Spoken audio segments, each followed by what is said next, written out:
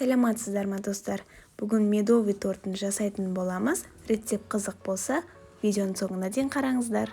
Алдымен заттарымызды дайындап аламыз. Мөлшерлерін видеоның астына жазып қалдырамын. Бал, қант, сары майды водяная баняда ерітеміз. Сметанаға жарты шай қасық ас содасын салып жақсылап араластырамыз. Көпіріп шығуын күтеміз. Қалған жарты қасық ас содамызды балға салып, қоңыр түске кіргенше араластырып отырамыз. Водяной баняда 5-10 минут ыстағанымыз жеткілікті. Балымызды күйдіріп жібермеуге тырысу керек. Болмасам коржымыздан күйгеннің дәмі шығатын болады. Бал аш қоңыр түске кіргенде сметананы қосып аздап алауды ұстаймыз, сосын астын сөндіреміз. Басқа үлкендеу ыдысқа қойып, массаны кішкене суытамыз. Жұмыртқаны салғанда пісіп қалмауы үшін жұмыртқаны біреулеп салып, миксермен жақсылап араластырып аламыз.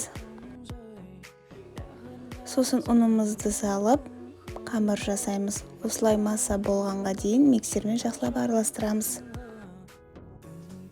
Дайын болған қамырымызды пергамент қағазға қойып, осылай домалақ пішінде корждарымызды пісіріп аламыз. Енді крем жасаймыз. Мен заварной крем жасадым. Ол үшін сүт, қант, жұмыртқа, крахмал, ванилин қалауыңызға қарай. Сүтті отқа қойып, жұмыртқаға қант қосып, венчикпен жақсылап араластырып аламыз.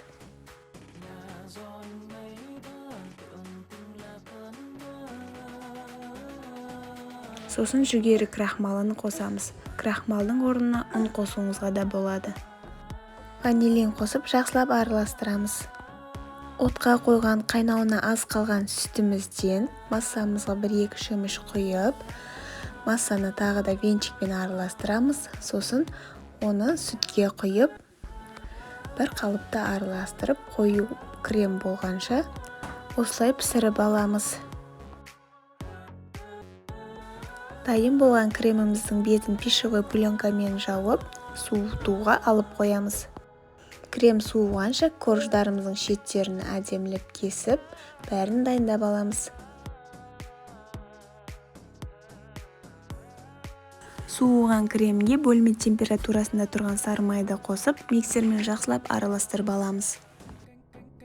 Сосын видеодағыдай корждардың арасына крем жағып, тортымызды жинаймыз. Бұл тортты крем пломбирмен де жасауға болады, бірақ маған заварной креммен жасаған ұнайды. Тортымыз өте жұмсақ және дәмді болып шығады. Кескенімізден қалған корждарды блендермен езіп алып, торттың үстіне себіп шығамыз. Ары қарай тортты қалай жасату өзіңіздің фантазияңызға байланысты. Дайын болған тортты кемінде 3-4 сағатқа холодильникке салып қоямыз. Сіздерге видео ұнаған болса, каналыма жазылуды ұмытпаңыздар. Пікірлеріңізді комментарияда күтіп қаламын. Бұл тортты міндетті түрде жасап көріңіздер. Сіздерге ұнайтынына сенімдімін. Келесі видеоларда кездескенше. Назарларыңызға рахмет.